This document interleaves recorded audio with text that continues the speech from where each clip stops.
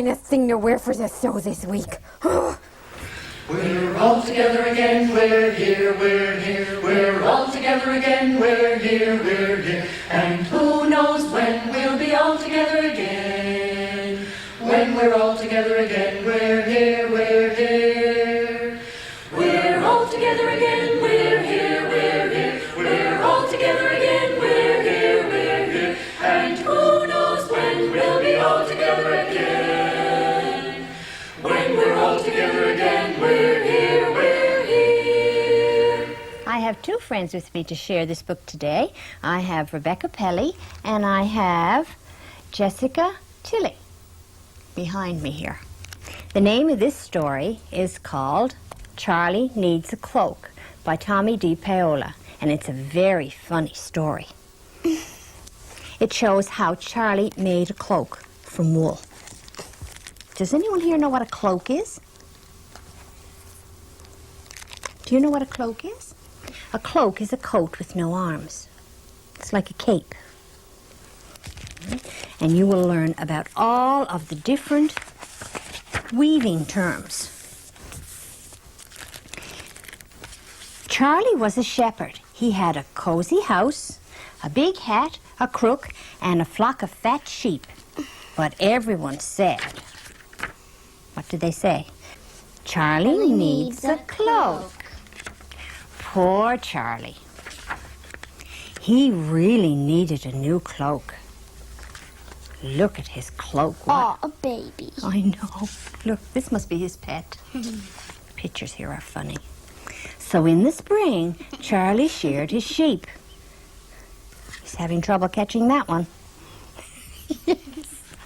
Very funny pictures. He washed the wool. Yes, look.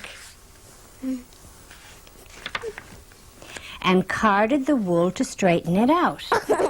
Yes. Do you think the sheep like that? No. This is how you card the wool. You see? These are carders, and he's straightening out the wool. Then Charlie spun the wool into yarn. What did he use to spin the wool? What did he use to spin the wool? That's right, a spinning wheel. There's a mouse there helping him also. Charlie wanted a red cloak, so he picked some pokeweed berries during the late summer and boiled them over the fire.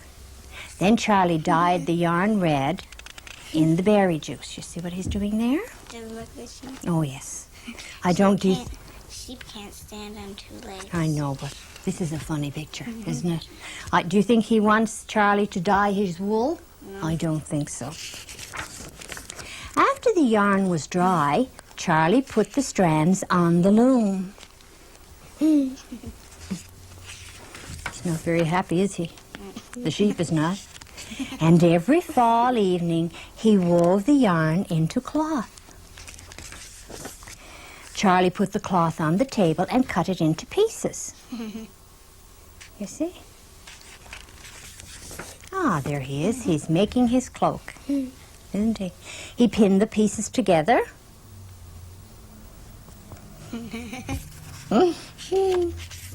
Someone else. And sewed them. Didn't he? And then, when winter came, Charlie had a beautiful new red cloak. I know what's he doing. He's chewing the end on it. Somebody else has a new cloak too, or has a new coat too. Who is it? Look at the pictures. Somebody else has a new coat. The sheep. The sheep, right. They gave their wool for Charlie to have a new coat, didn't they? And now they have a new coat as well. Charlie Needs a Cloak. You may find this book at the library if you'd like to read it again. Thank you, girls, for helping me with this book.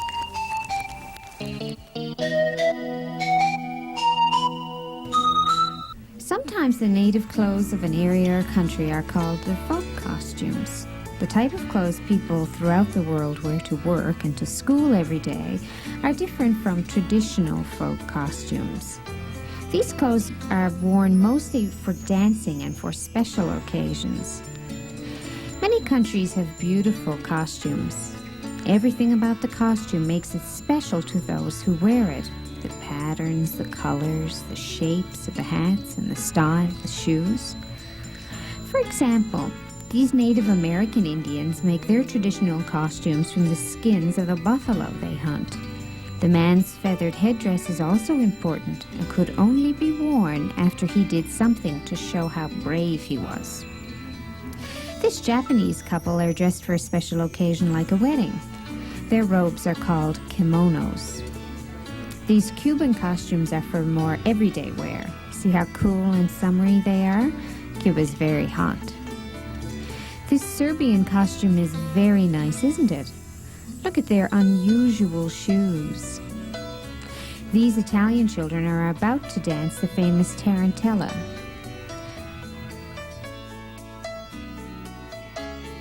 These are costumes from Scotland and Wales.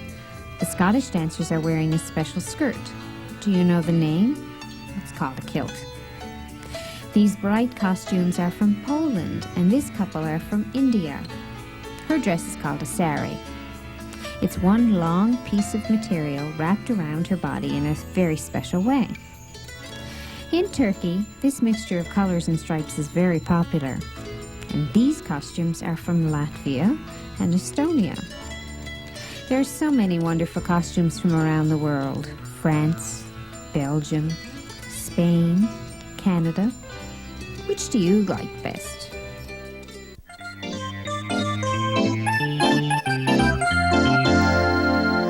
Hi boys and girls, I'm Karen Efford, and I thought this week, since we're talking about clothing, we would do something sewing related. Now I'm going to show you how to first sew on a button. Talking about threads and sewing, what I'm going to do is show you how to make this great little ornament, but first, let's see if you can sew on a button first. What I've got is a needle. It's not that sharp, so if you can ask your parents to just stand by and get you a needle that's not too sharp, something fairly big with a large eye that you can thread the needle yourself. Take some thread that is about, the length of your arm, twice. The two threads at the bottom, you want to tie it into a knot. Whatever you find easiest to tie in a knot at the bottom. I'm going to use this piece of felt to show you, but from behind, I want you to come up through the fabric until you have your fabric nice and taut, which is really snug. I've got a button that has 4 buttons. I'm going to come up through one of them, down through the next buttonhole. Now the thing is, you want to make sure that you hold that button so it doesn't spin around, so each one of those holes stay in the same place. I'm going to come up through that same hole again, and down. Twice is enough. 3 is better in each of the 2 holes. And now the next one. Once. I'm going to come up that same hole again and down. So we're now working on the second pair of holes. And now a third time. Go right through the fabric to the back. Now from the back, I want you to come up near about the middle, but I don't want you to come up through the holes. I want you to come up through the inside of the button. That's in there. See that? And now take the thread, wrap around your button 3 times. Hold that nice and snugly, and take the thread and go back in around that spiral, in through that spiral actually, and pull that nice and tight. That'll hold the end of your thread, and that is how to sew on a button. So that's how you work with a needle and thread.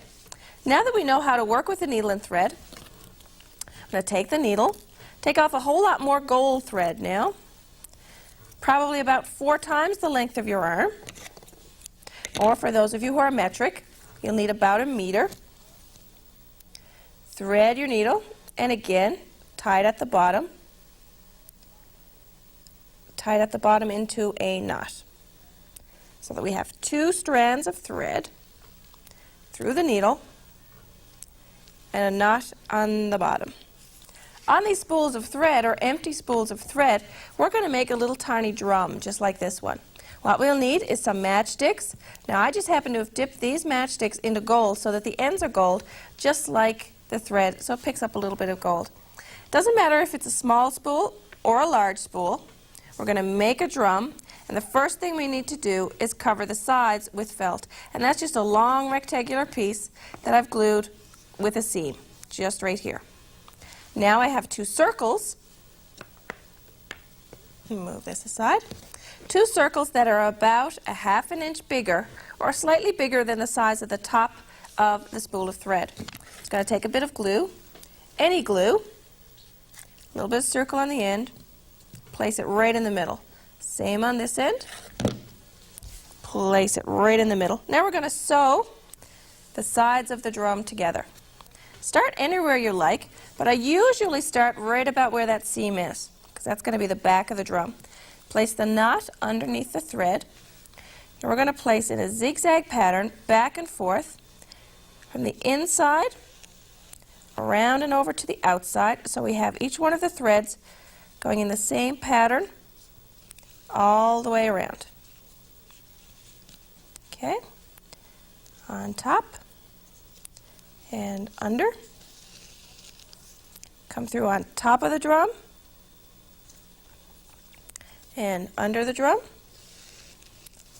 We're just going to sew back and forth on top and underneath. So once you have this done, all you need to do is tie it off with a little loop and glue on your drumsticks at the top in a little X pattern with just a dot of glue. And that is how you sew, and in this case, how to make a cute little ornament for Christmas. Nice and easy.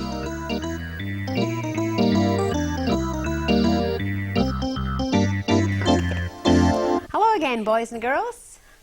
I'm Jean Rose, and I'm glad to be back here with you again. Now today we're going to be talking about clothing. Now most of you, I'm sure, have got some special favourite kinds of clothes. We have clothes for birthday parties, clothes for Halloween, clothes for summer, clothes for fall, and special clothes for winter. But most of us in our closets or in our bedrooms have something to wear that we really, really like the best of all. Now, I'm wearing a shirt today that happens to be a very special favourite of mine. I wonder if you have a shirt that is a very favourite of yours. Well, I wonder if you could sing along with me about this song. It's called I Love My Shirt. I love my shirt. My shirt is so comfortably lovely. Let's give it a try. Do you have a shirt that you really love? One that you feel so comfy in? You don't even mind if it starts to fade. That only makes it nicer still. Help me, I love my shirt. Yes, I love my shirt. My shirt is so comfortably lovely. Again, I love my shirt. I love my shirt. My shirt is so comfortably lovely. Now I bet along with a shirt, you've got a favourite pair of jeans that you all like to wear. Well, let's sing about the jeans this time. Do you have some jeans that you really love? Ones that you feel so groovy in? You don't even mind if they're tattered and torn. That only makes them nicer still. Help me, I love my jeans. Yes, I love my jeans. My jeans are so comfortably lovely. I love my jeans. I love my jeans. My jeans are so comfortably lovely.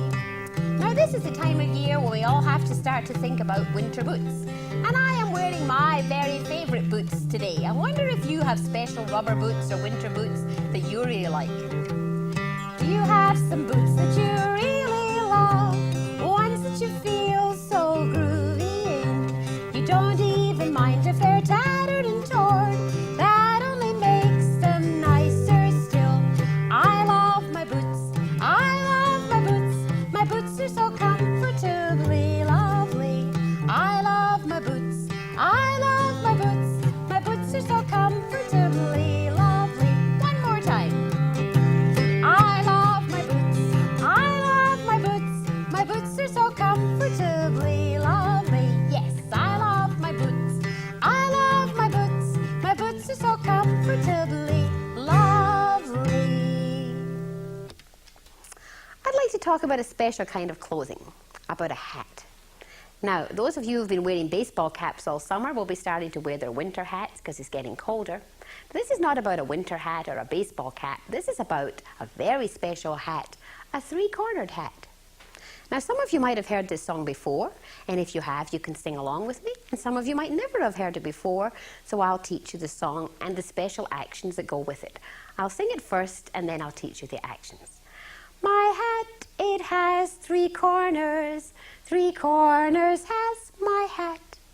And had it not 3 corners, it would not be my hat. Now I'll add the actions. My hat, it has 3 corners. 3 corners has my hat. And had it not 3 corners, it would not be my hat. Now the next time we sing it, we don't sing the word my, and we don't sing the word hat. We just do the actions. Let's give it a try. It has 3 corners. 3 corners has. And had it not 3 corners, it would not be. Good job. Now we don't sing my, we don't sing hat, and we don't sing 3. Let's try. It has corners. Corners has. And had it not corners, it would not be. Well done. Now it's getting harder. We don't sing my, we don't sing hat, we don't sing 3, we don't sing corners. Not much left, is there? Let's try. It has, and had it not, it would not be. Well done. Now let's try the whole song one last time with the actions and the words. A little bit faster, okay? My hat, it has 3 corners. 3 corners has my hat. And had it not 3 corners, it would not be my hat. Thank you. Well done.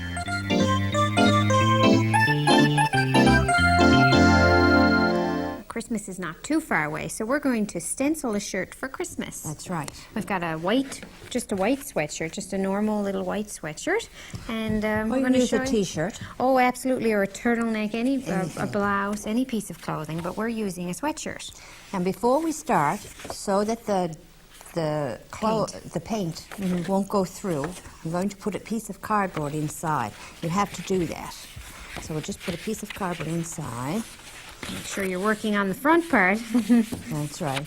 And also, make sure your shirt has been washed, because that will, if you work on a new one, there's sizing in it.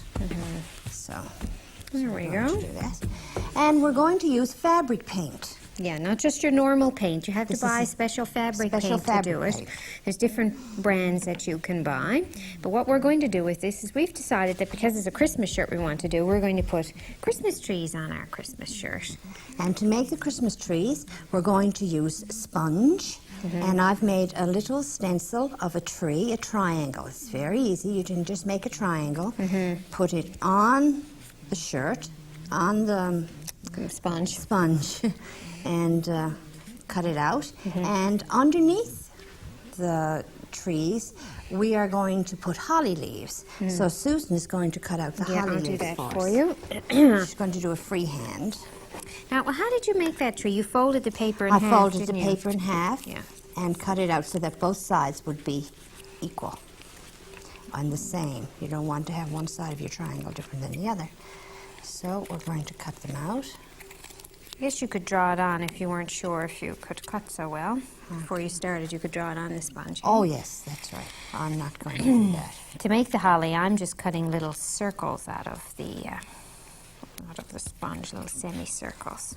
Now the holly berries, we're going to make the holly berries with the paint themselves, and we're going to decorate the tree with the paint.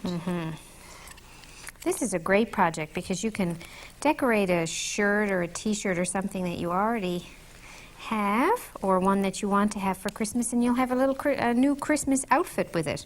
And you can do trees like we're doing, or you could make stockings or Santa Claus faces or bells or anything that's associated with Christmas. There we are. Here's your holly. And there is Your Christmas tree. the Christmas tree. I have another one already made there. So we have 2. Now we have to figure out how we're going to put it on the shirt. So you have to really think about it for a little while. So I think we're going to put it one going sideways angle, yeah. and one angle, one going at the other angle like this, one straight. And because this is a raglan sleeve, Yeah, the seams go down the side and none on the top, we're going to put one on that side and one on that side. That'll be pretty. Now, first we do is we shake our paint and we put a nice, there. Okay. It's the paint, and there's a rubber glove there, Susan. I'm going to put a rubber glove on my hand because I tend to be a messy painter. That's right. And I'll get it all over my hand. Okay, so we've used a nice solid paper plate to put the Now, paint in. that's right, and I'm moving it around a bit. Suppose you could use a plastic plate, might Oh, even be yes, better. huh? that's right. We need some paper towel. Do you have some Yes, paper I do. towel? Yeah. And what do you want? Well, maybe we can take some pieces Okay. like this. I just fold up some pieces of paper towel to put Okay. beside so that when I put on this, Your tree. my tree, That's the one we had from before. yes, I'm going to use them both. Okay. So I'm going to fill the front of the paint, the front of it with paint. It's a lot of paint. Is that too much paint? I think so. We're Okay. going to just press it out a little bit. Okay. Doesn't seem, to see if it's coming out all right. Okay. Now, here's the scary part, the first one. Okay. You want to start in the middle or on the side? What do you think would be best? I think we're going to start straight in the middle, Okay. up close. And we're going to press. Press it on there. The hard part is not to smudge it when you lift your tree up. That's right. Very carefully. Lift it off. Oh, it's worked perfectly. That's Perfectly. gorgeous. Now, it's not all covered, but that looks nice anyway. Yes. It's just sort of artistic. Mm-hmm. Here we go. We're going to turn this over. We'll do it again. There's another piece of paper there for you. Thank you. Now, we're going to put one here. There we go. Lovely. One there. And another one beside it. And another one over. Oh, I think you got lots of paint I there. think so. We're going to put another one here. Press it down. Sometimes you can make two trees, Looks nice. doesn't it? Put one over here, Okay. one here. There we go. And one more. Oh, going to need more paint, I think. so. We'll just, This looks very pretty. doesn't it? And if you use nice bright colors, the fabric color paint comes in all kinds of really, really nice bright colors. Here's a new sheet there. I'll get rid of this one for you. And one right here. Perfect. And my holly leaf is right next to you if you want to keep going with the green. That looks great. Okay. Oh, good. Okay. We'll fill up this holly. Oh, that's a nice one. Now we're just going to put some there. One holly leaf there. So we won't have as much holly as we will No. tree. Okay. Another one right here. Now, I said I wasn't going to use this on my hand, but I guess I'm going You're to. doing it anyway. I There know. we go. There's one there, one there. We're going to put Perfect. red berries in there. We need One there. And one more. One there. Lovely. And then we're going to put berries in between. That's going to be very pretty. Now, you can put some at the top there, but let's just do that Let's for do now. that much for now. Okay. Now, the next thing we're going to do, this is fabric paint, but it has a tip on it. So if we're very careful, Just we can put little- decorate the tree Oh, nice. with nice, and it takes 24 hours For it to dry. for it to dry. Okay. See, so it's going to have blobs like this. And when you go to wash this, Too big. yes, a little tiny bit. There we go. See? We decorate it with nice balls.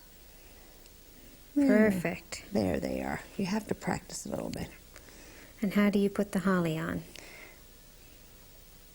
In between the holly, you go Don't. 1, 2, 3 holly berries. 1, 2, 3. Okay. Are they standing off too much, do you think? No, I don't think so. That'll dry down, won't That'll it? dry. But it takes 24 hours, boys and girls, for this to dry. Mm-hmm. So don't. I know it will. You'll want to do to. It'd be tempting to put it on. Tempting to put it On but right don't. away, but don't. That's No. right. Well, that's great. So we can just keep decorating. Maybe we can put a little yellow one up at the top like a star, too. And there you have a shirt all ready for Christmas. Wonderful.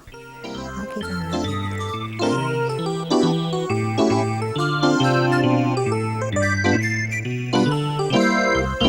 We'd like to share some books with you today on the subject of clothing. Our first book is called Dandelion by Freeman. This is a funny story. Dandelion overdresses for a party. He is very proud of himself. But when he finally shows up at the party, he's turned away because no one recognizes him. Our next book, Froggy Gets Dressed by Jonathan London, is another entertaining book. It looks at Froggy's attempt to get dressed for a romp in the snow.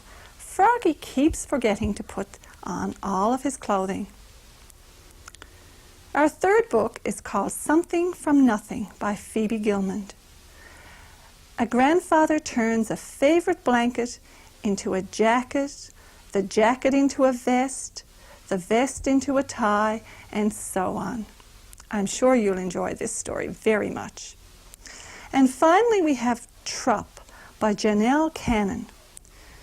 Trup is what some people call a fuzzhead, and he must always avoid being seen by humans. That is why he must wear clothes when he ventures out into the world. He must always be in disguise. I hope you enjoy this book. Have a great time reading these wonderful books about clothing. Here's my shirt, all finished, and I'm going to wear this for our Christmas party. You should try and make one like this too. Why don't you write us with your Christmas ideas? Here's our address. It's All Together Again, care of Cable 9, P.O. Box 8596, St. John's, Newfoundland, and our postal code is A1B3P2. This is a really super project, and you should make it too. See you next week.